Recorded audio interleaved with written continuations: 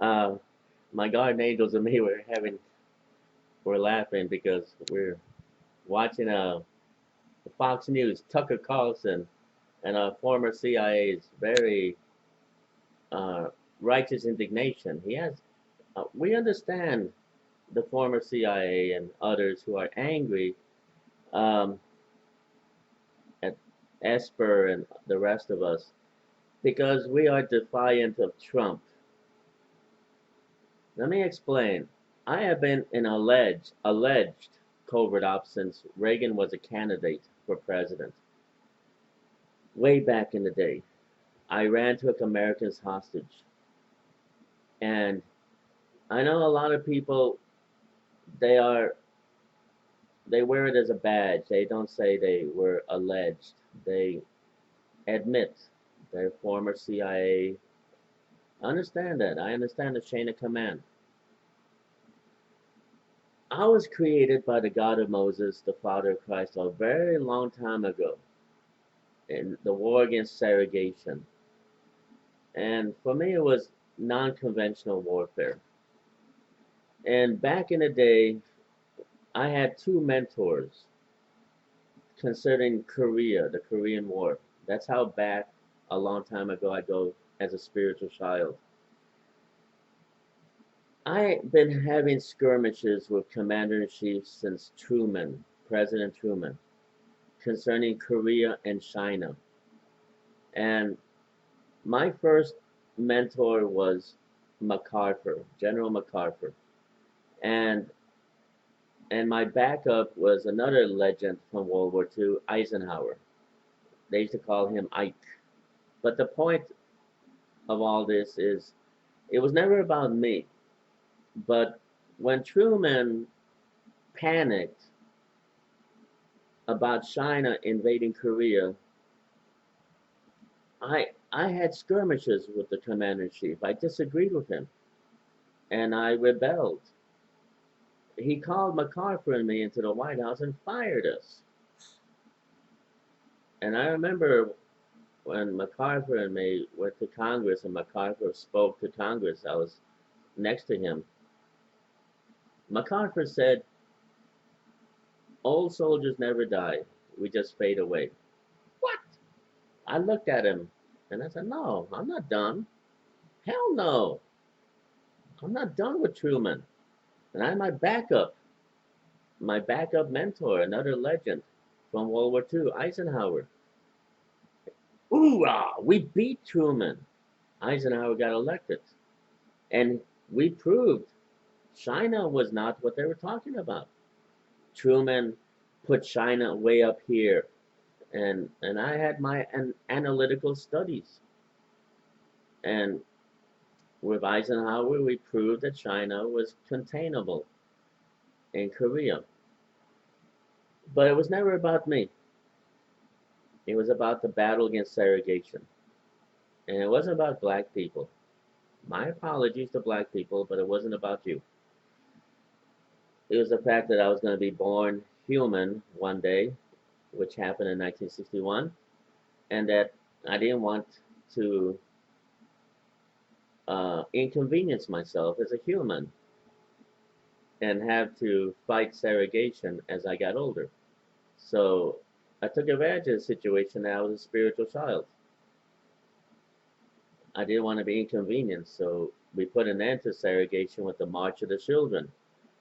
You see, back then, Reverend King was despondent because he couldn't convince black adults to get arrested and fill up the jails, which I understand. The black adults didn't want to do it because what it wouldn't change anything, people. They've been arresting black adults for a long time. Filling up the jails wouldn't change segregation. And I knew it. The black people knew it, and Reverend King was all sad. So I did something better. I got a DJ and created code, and we got all the children. I wanted to end this, especially since I was getting close to my being born human. I want to put an end to this. And it took a while, but by the early 60s, I was still being allowed by the God of Moses and by the Messiah Christ to be human.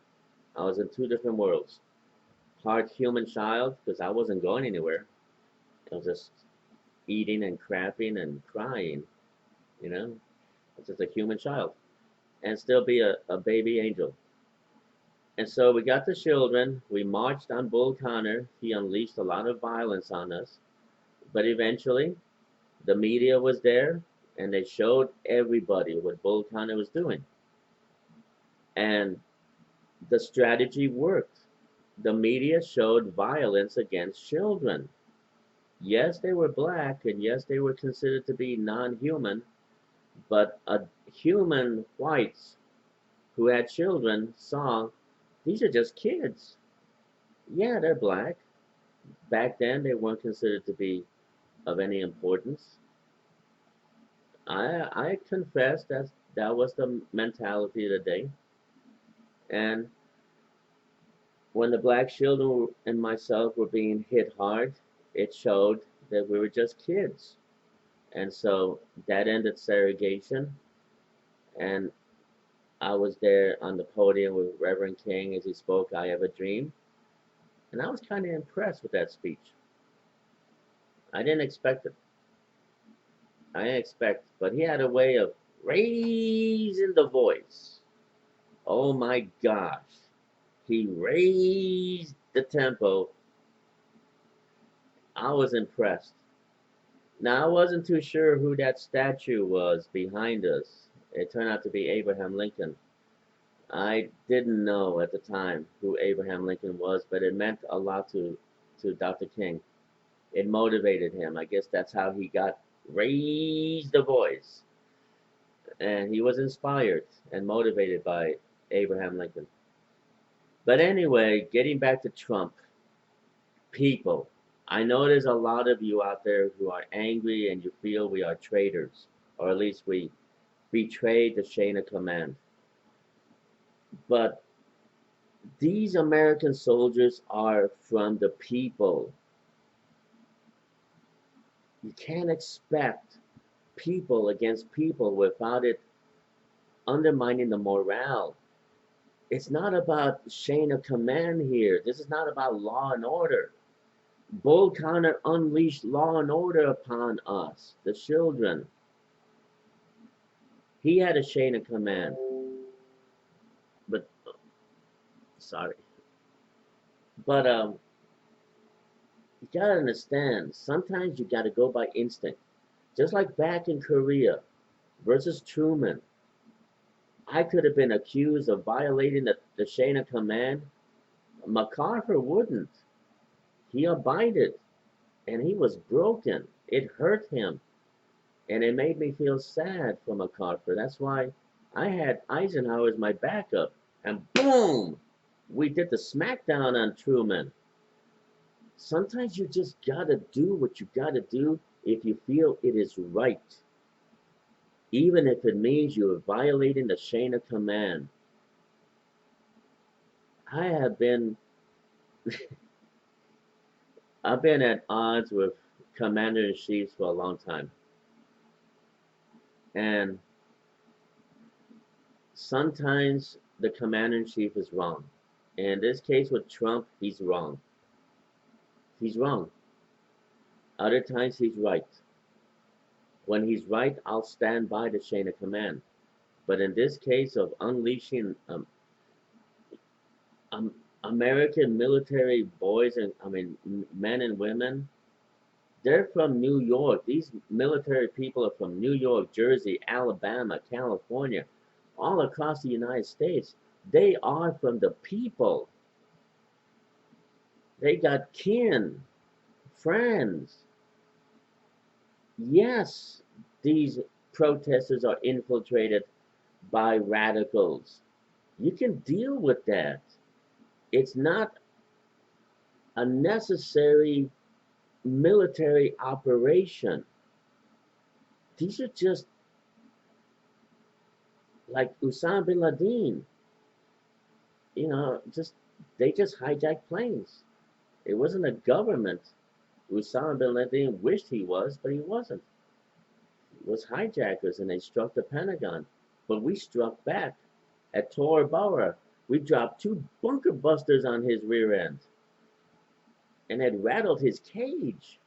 And we chased him all the way to the compound. And when he looked out, sure, he had a weapon, but pop, we popped his ass. People, I know many of you former CIA are angry, and you're telling Esper to get the hell out of the Pentagon, but hey, dude, people, don't over-exaggerate the way Truman did with China in Korea, which led to MacArthur, a legend of World War II, being fired. I got fired too. But I went back in there with Eisenhower, and we fired Truman. Now, I don't reveal all these classified secrets to make myself look good. It was never about me. And when Reagan was a candidate, despite the Nixon people, who I was, as an activist, I was against Nixon. But I backed Reagan because there was something about him. There was something about Reagan that I recognized that we needed. Back then I had 5 objectives: stealth technology, some structure along the Texas-Mexican border, what Israel has, the Iron Dome, and attacking the Berlin Wall, and bringing home the Americans held by the Iranians. All of those were eventually accomplished, but people did not understand attacking the Berlin Wall. Why? I stuck by it, and when Reagan adopted it, the Berlin Wall came down, and you should have seen the reaction of the people. People made fun of me, and they said that I was crazy, but I stuck by my analysis, and I was proven to be right about the Berlin Wall. So in closing, I have a gut feeling, like I did about Reagan and I did against the Berlin Wall. I have a gut feeling that this is wrong. Just like I have a gut feeling about the direct payments of $2,000 per person for 12 months. I have a gut feeling that will make America strong again. We will rebuild our economy the way it was before the pandemic, the economic crisis. I have been preaching this for a while and been pushed back, but I still push forward. I have a gut feeling Trump is wrong about bringing in the military versus people just because of left-wingers. We've been fighting left-wingers for a long time. They have not taken this country down, and they will not take this country down. We shall be defiant until we can be defiant some more. We will stand against the Marxists and the Leninists, eyeball to eyeball, fist to fist. They will not take us down. As George Washington stood at the British and the British laughed at him until George Washington beat the living crap out of the British. The British had the Boston Massacre. They had suppression after tyranny after tyranny after tyranny, and the original colonies stood defiant, and they stood tall, and they looked them in the eye, and George Washington said, "I shall not be damned, I shall damn you." Maybe not in those words, but that's how he felt. People, you gotta trust in the American people who are protesting. Forget about the Marxists and the Leninists and the Antifa. We can smack their ass in a minute, in a heartbeat. We are greater than this. It is not in the best interest of the morale of the military to have the military be suppressive, like the British against the original colonies. That's why we had that General George Washington. Those men of the founding fathers were enlightened, and they stood defiant against the British tyranny. They could have been militarized, they could have found the best weapons, but instead they found something better than that. Conviction, passion, a belief, a core value, a fabric that made the Constitution a living document, the spirit of the law, the letter of the law, and the meaning of the law, the intent. The First Amendment, the Second Amendment, and every single article, including Article 3, I believe that Trump believes gives him absolute powers. Hell no! He doesn't have absolute power. That's why he can be impeached and removed. And that's why you have people like me who will stand up to him and say, hell no! Are you going to send the military against me? Hell no! I'm a powerful believer in the existence of my guardian angels. We will find a way.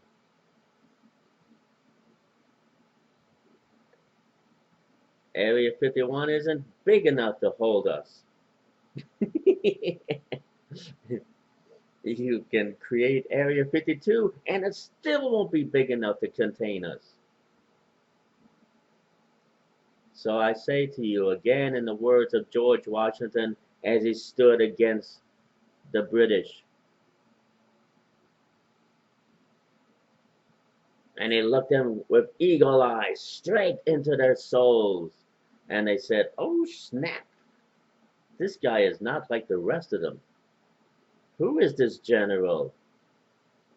And where did they find him? I shall not be damned, I shall damn the damned. And he crossed the Delaware and delivered us into victory. And that's why they picked him to be the first president. Yes, there were presidents before him, the Continental, but he was the first one that meant something. OoooRAH! So, Trump, yes, I've been at odds with Commander-in-Chief since Truman. Trump, you're no different. I show you no disrespect and no prejudice, for I say to you, you are wrong. And Republicans, you are wrong for keeping Americans not great. We need that $2,000 per person for 12 months. Believe in the American consumer. Empower the American consumer. And you will see greatness like you have never seen greatness, and we will rebuild the economy better and bigger than it was before this pandemic. I look at you eyeball to eyeball, and I stand by that. This $1,200 is chicken feed. You are feeding the greatness of the pandemic. It's time to start empowering the people, the consumers. And we will not disappoint you. We will not disappoint you. We shall stand defiant of this economic crisis. This $1,200, you'll have to come back in a couple of months for another $1,200. Enough is enough already. Empower the American people, for we shall be great in the face of adversity. And we shall be defiant against this economic crisis. That's why we need $2,000 per person for 12 months. ooooRAH!